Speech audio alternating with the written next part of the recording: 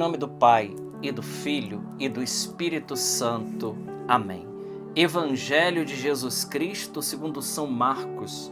Glória a vós, Senhor. Naquele tempo, Jesus disse a seus discípulos: naqueles dias, depois da grande tribulação, o sol vai se escurecer e a lua não brilhará mais. As estrelas começarão a cair do céu e as forças do céu serão abaladas. Então vereis o Filho do Homem vindo nas nuvens com grande poder e glória. Ele enviará os anjos aos quatro cantos da terra e reunirá os eleitos de Deus de uma extremidade à outra da terra. Aprendei, pois, da figueira esta parábola.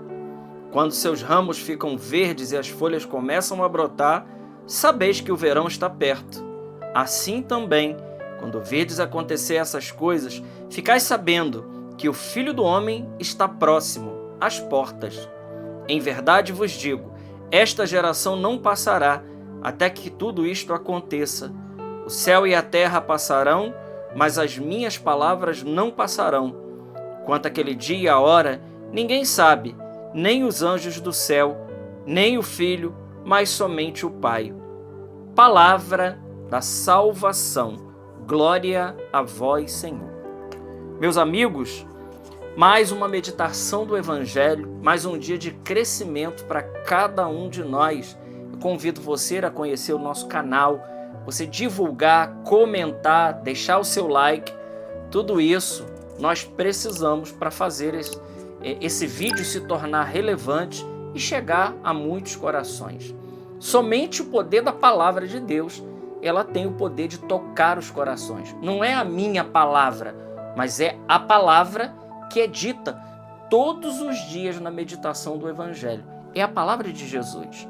E essa palavra, porque ela não é uma palavra simplesmente humana, embora tenha passado pela boca de homens e passa pela boca deste pecador, essa palavra é a palavra de Deus. Então ela tem um respeito, uma admiração, ela tem toda a nossa reverência por se tratar da santa palavra de Deus. Hoje, no Evangelho de hoje, de São Marcos capítulo 13, versículo de 24 a 32, Jesus começa dizendo que naqueles dias, depois da grande tribulação, ou seja, que tribulação é essa que o Evangelho começa a dizer hoje? É a tribulação que desvendará o mistério da iniquidade, o mistério do anticristo, daquele que se levanta contra tudo aquilo que é sagrado, aquele que se levanta contra Cristo. São João, na sua primeira carta, ele diz que muitos anticristos já estão no meio de nós, mas que chegaria o dia do homem da perdição, chegaria o dia do anticristo, aquele que se levantaria e que colocaria os cristãos à prova. Se nós olhamos para a história da igreja, nós vamos ver que quando São João, por exemplo, escreve o Apocalipse, quando ele coloca a besta do Apocalipse, o 666, é evidente que literalmente, entenda isso que eu estou dizendo, literalmente ele estava falando de Nero, né? Se nós pegarmos o nome César Neron, dá lá em Romanos 666. Então é evidente que ele, por estar na ilha de Patmos, preso, né, encarcerado, né, um cárcere diferente, mas ele estava encarcerado. De lá ele tem a revelação do Apocalipse e de lá ele escreve para a igreja. Agora, isso não nos deixa à parte também de uma interpretação mística e de uma hermenêutica que nos leve a ver, assim, ajudados pelo texto do Evangelho que nós acabamos de ler hoje, que o anticristo, o mistério da iniquidade, aquilo que São Paulo fala na carta aos Tessalonicenses, ele fala lá sobre o mistério da iniquidade. E a primeira leitura que nós lemos na liturgia de hoje, de Daniel 12, fala que naqueles dias se levantaria Miguel, aquele que é Mihael, quem como Deus, aquele que grita no céu e aquele que expulsa o acusador que acusava os filhos de Deus dia e noite. Ele se levanta como um príncipe protetor da Igreja de Cristo e dos cristãos. Ora, nós temos visto, e esse é um sinal para cada um de nós, né? Que a devoção a São Miguel, ela tem crescido. E que nesses dias, né, nesse tempo, São Miguel, ele tem aparecido, ele tem sido conhecido, ele tem sido invocado e ele tem agido na Igreja de Cristo. Ora, desde 1800 e final do ano de 1800, 1900, com o Papa Leão XIII, que então ele redige a oração a São Miguel Arcanjo, aquela tradicional oração: São Miguel Arcanjo, defendei-nos no combate, sede nosso refúgio contra as maldades e as ciladas do demônio. A história desta oração foi que o Papa, segundo conta os relatos, o Papa Leão XIII, participando de uma missa com uma ação de graças, ele então tem a visão dos demônios em cima do Vaticano, ali, os demônios que estavam em cima da igreja, e eram muitos. O Papa atônito, ele vai para sua secretaria e ele lá redige a oração a São Miguel Arcanjo. Ele, inclusive, não só fez isso, mas ele escreveu, inclusive, uma oração de exorcismo, o famoso exorcismo de Leão XIII, na sua versão longa e curta. Ora, então, desde Leão XIII para cá, nós estamos vendo que a devoção a São Miguel, ela tem crescido dentro da Igreja de Cristo. Isso é um sinal para cada um de nós. E diante de tudo que nós estamos vendo, ora, o anticristo é aquele que se levanta contra tudo que é de Jesus, tudo aquilo que é sagrado. E nós estamos vendo hoje um combate, né, acirrado, abertamente a Jesus. O texto do Evangelho diz: quando vocês olham para a figueira e vocês vê que começa a brotar, as folhas começam a brotar, então vocês sabem que o verão está próximo. Então Jesus diz: quando esses sinais começarem a acontecer, ficai sabendo que o Filho do Homem, ele está às portas. Aqui nós só precisamos tomar cuidado com algo.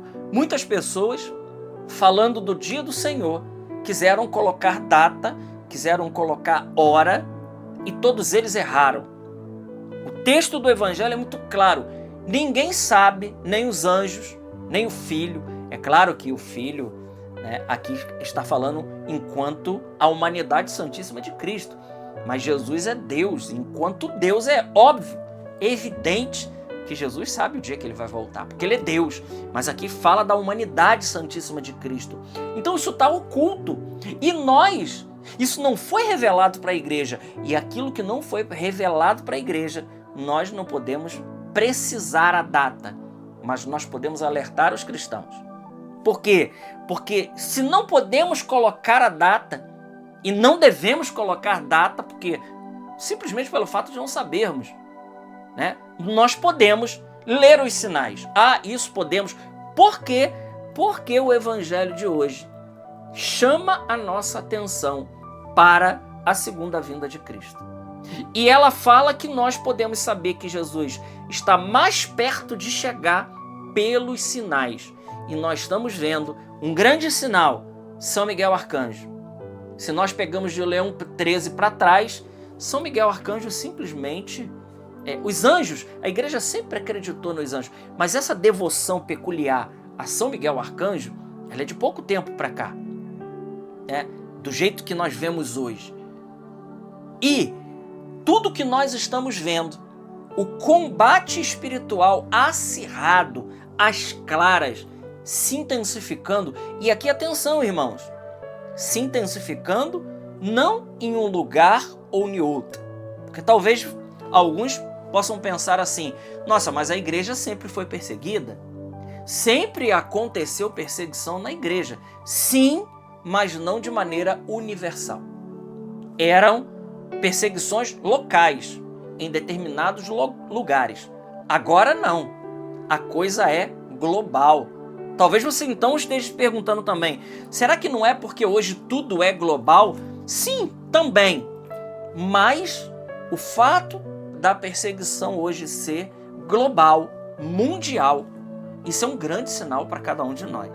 Então, veja, Jesus está dizendo, aprendei da figueira. Vamos saber ler os sinais. E o Senhor diz algo maravilhoso, né? Ao contrário daquilo de que algumas pessoas perderam a fé e talvez digam, como São Pedro colocou lá nas suas cartas, então o Senhor está demorando, já passou 2000 anos e ele não veio. Ora, o Senhor está dizendo aqui, o céu e a terra passará, mas as minhas palavras jamais passará. Em outra passagem da Sagrada Escritura diz que tudo que está na Escritura, todas as profecias, elas irão se cumprir, né?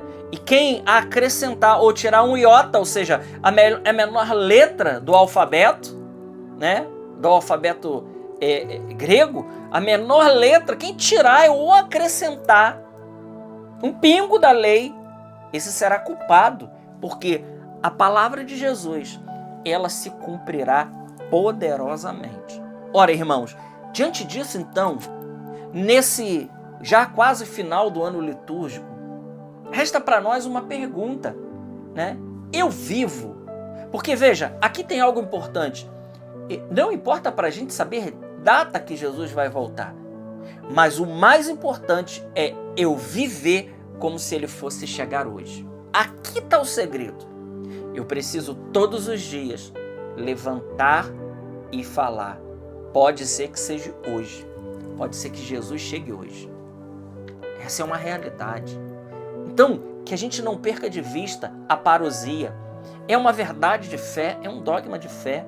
A igreja diz na Sagrada Escritura que Jesus, ele voltará a esse mundo com poder, com glória, e todos o verão. Ele virá cercado na glória dos seus anjos do céu. Pensa nisso, querido irmão. Que coisa maravilhosa. Então, nós precisamos guardar a nossa vida. Nós precisamos vigiar. A liturgia que nós vamos começar no Advento, ela vai falar da parousia, dedicar 2 domingos a isso, e ela vai dedicar 2 domingos a falar da vinda mais próxima de Cristo, que é o Natal, que já aconteceu. Então, a liturgia vai trabalhar essa realidade. A segunda vinda e a primeira vinda. Mas aqui eu gostaria de falar de uma outra vinda, porque entre uma vinda e outra de Cristo existe um terceiro advento de Cristo, aquele que ele vem todos os dias no nosso coração. Aquela vinda de Cristo, aquele acontecimento maravilhoso que acontece todos os dias quando nós recebemos Jesus na sua palavra, através de uma música, na Eucaristia. Jesus deixa de ser alguém que está aí por aí e ele se torna alguém muito real, vivo, ressuscitado e verdadeiro na nossa vida. Então, entre uma primeira vinda e entre a segunda vinda que o Evangelho fala hoje, existe o advento de Cristo diário. Jesus que vem muitas vezes, ele quer acontecer na minha e na sua vida e nos deixar preparado, lembrando que ele já veio uma vez e que ele voltará com poder e glória uma segunda vez. Glória ao Pai, ao Filho e ao Espírito Santo, como era no princípio, agora e sempre. Amém. Deus abençoe. Salve Maria Imaculada.